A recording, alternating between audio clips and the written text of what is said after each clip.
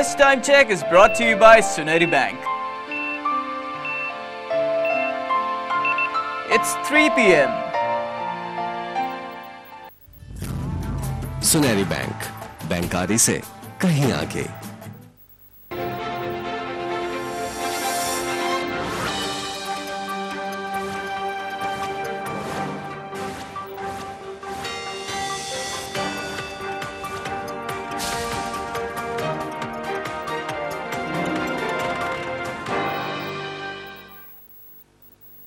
बिस्मिल्लाहिर्रहमानिर्रहीम, अस्सलाम वालेकुम। मैं हूं साइमा कमल, बिजनेस प्लस न्यूज के साथ। सबसे पहले एक नजर डालेंगे अब तक की हेडलाइंस पर।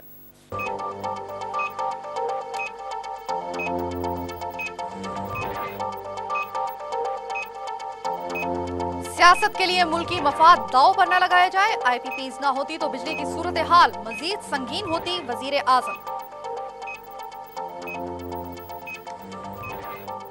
कोयटा में अवामी नेशनल पार्टी की जानिब से हड़ताल के दौरान नामालूम अफराद की फायरिंग, 10 अफराद जख्मी। 11 सेक्टर से एक और फौजी जवान का जस्ते खाकी बरामद कर लिया गया। बर्फानी तोड़े से निकाले जाने वाली लाशों की तादाद 39 हो गई। कराची समेत मुल्क के मुख्तलिफ शहरों में बारिश जारी। मौसम से लुत्फअंदोज होने के लिए शहरियों ने खुशगवार मकामात का रुख करना शुरू कर दिया।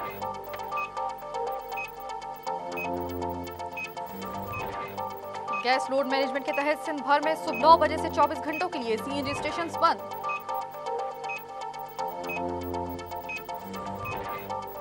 कौमी टीम के कप्तान मिसबाह उल हक ने एतराफ किया है कि शिकस्त की बड़ी वजह नाकिस फील्डिंग है।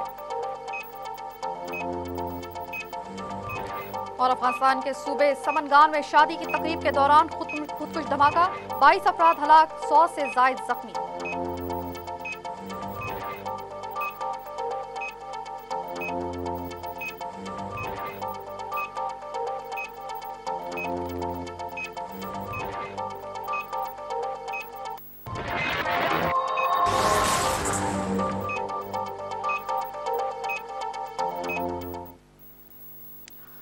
हेडलाइंस, अब खबरें तफसील के साथ। वजीर आजम राजा परवेज अशरफ ने कहा है कि सियासत के लिए मुल्की मफाद दांव पर न लगाया जाए। IPPs ना होती तो बिजली की सूरत हाल मजीद संगीन होती।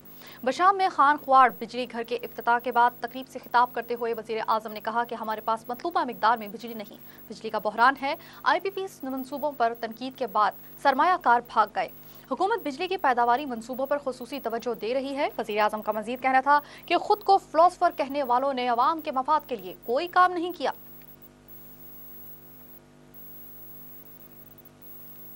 एफिडेंट केमिकल कोटा केस में रावलपिंडी की ट्रायल कोर्ट ने गिरफ्तार मुलजिमान में से 4 को मजीद 11 रोज के लिए जुडिशल रिमांड पर जेल भेज दिया है, जबकि एंटी नारकोटिक्स फोर्स रावलपिंडी ने अदविया के लिए महदूद तौर पर इस्तेमाल होने वाले एफिडेंट केमिकल कोटा जायद मिकदार में गैर कानूनी तौर पर अलॉट करने के स्कैंडल का मुकदमा दर्ज कर रखा है।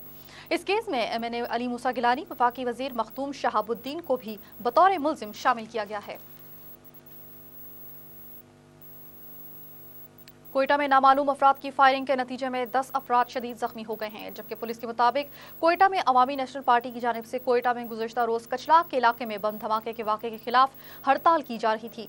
इसी हवाले से पार्टी कारकुन हड़ताल का जायजा लेने के लिए डेवलबल रोड से गुजर रहे थे कि चंद नामालूम अफराद ने उन पर फायरिंग कर दी, जिसके नतीजे में पार्टी कारकुनों और राहगीरों समेत 10 अफराद जख्मी हो गए। जख्मियों को सिविल अस्पताल मुंतकिल कर दिया गया है। बाद में MNAP के कारकुन सिविल अस्पताल पहुंच गए, जहां उन्होंने पुलिस और इंतजामिया के खिलाफ शदीद नारेबाजी की। कोयटा में अवामी नेशनल पार्टी के जलसे पर बम धमाके के वाक़े के बाद ANP की जानिब से आज बलोचिस्तान में शटर डाउन हड़ताल की जा रही है।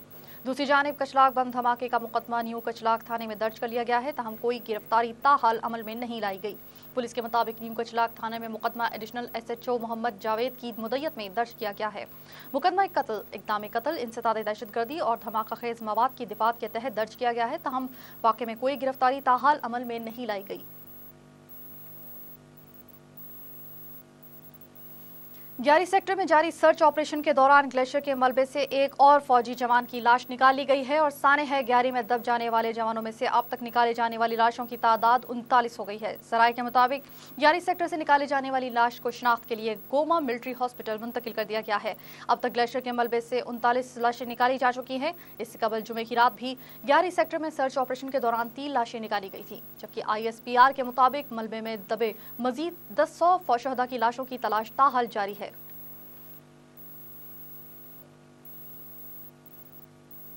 इसके साथ ही खबरों का वक्त अपने इख्तिताम को पहुंचता है। साइमन कवल और न्यूज़ टीम को दीजिए इजाजत। अल्लाह ने के बाद।